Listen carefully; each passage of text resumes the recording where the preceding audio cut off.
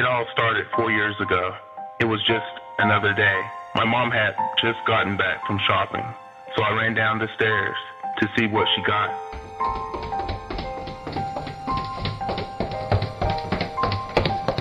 I didn't get anything special, just some food, she informed me. Then I stumbled across a picture, 2 children I had never seen in one of the bags. I asked her who they were, and she responded simply, I don't know. Someone must have put it in one of the bags on accident. Satisfied with the answer and thinking no more of it, I returned to my room upstairs. Later that night, I picked up the mysterious picture and examined it more closely. In the background, I noticed a figure that looked human but couldn't be. The thing was unusually tall, dressed in a suit, and, most curious of all, had no face. I was disturbed by the image, but figured it was no more than a hoax or joke, so I turned out my bedroom light and went to sleep. I awoke the next morning after a restless sleep. All night, my dreams had been plagued by that nightmarish figure, so I decided to do some investigating. I took up my laptop and searched for images, tall suited figures. I was greeted by many frightening results, but none that showed me the figure I had seen in the photo. I typed in faceless into the search bar and tried again.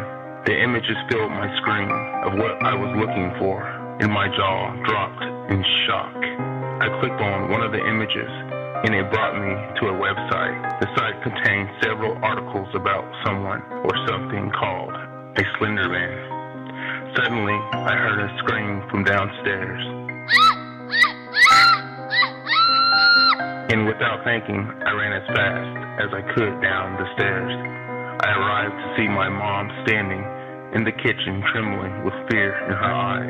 Unsure of what to do, I grabbed the car keys from the mantel in the living room and rushed her to the hospital. On the way there, I tried to get her to tell me what was wrong. She was so shocked. She could hardly form words. I saw a man in our house. Or was it something else? Her voice trailed off. I tried to coax her to explain further. Inside our house? What did he look like? We have to call the police then. A tall, dark man.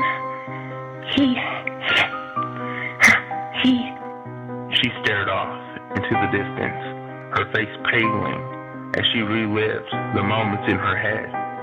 He had no face. We arrived at the hospital, and a doctor came to see my mother after what seemed like an eternity.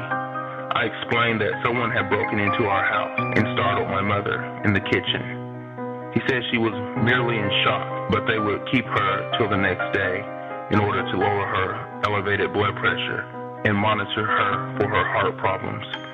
The doctor's advice for me was to just contact the police, go home, and rest with the house all locked up. That night, after doing as the doctor said, I settled down and fell into a deep sleep.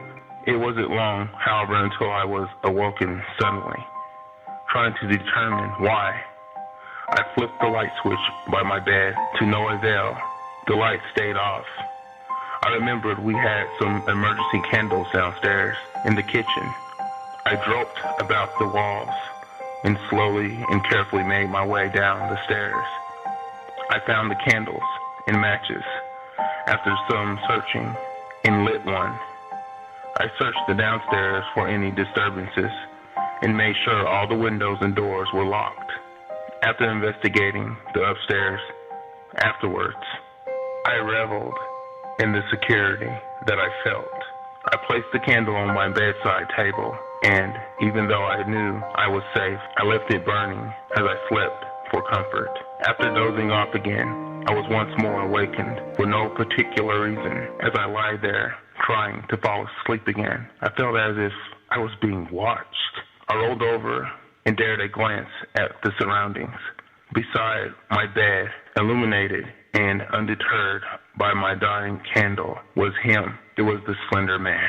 I opened my mouth to scream, but not a sound came out as my throat closed in fear. I scrambled away from him and out of bed.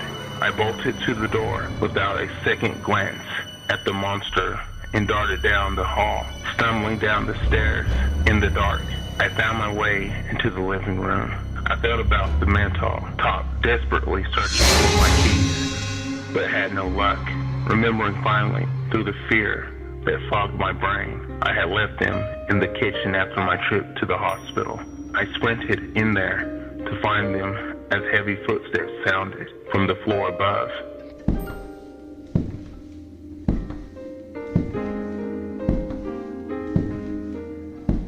Soon he would be right behind me. And then what? Not intending to find out, I discovered and snatched up my key. Bursting out the front door, I hopped in my car and slammed the key into the ignition and sped off. As I drove erratically into the night, the moment I saw blue lights in my rearview mirror, I was more relieved than panicked. The officer came up and asked for my license and registration. I gave it to him, and he asked if I was on anything and why I was speeding. I explained to him in a breathless voice that I was running from a tall, suited man that was in my house, unamused with and not believing my story. He took me into custody. I sat in the station with the other detainees, and despite my situation, I was relieved to be there.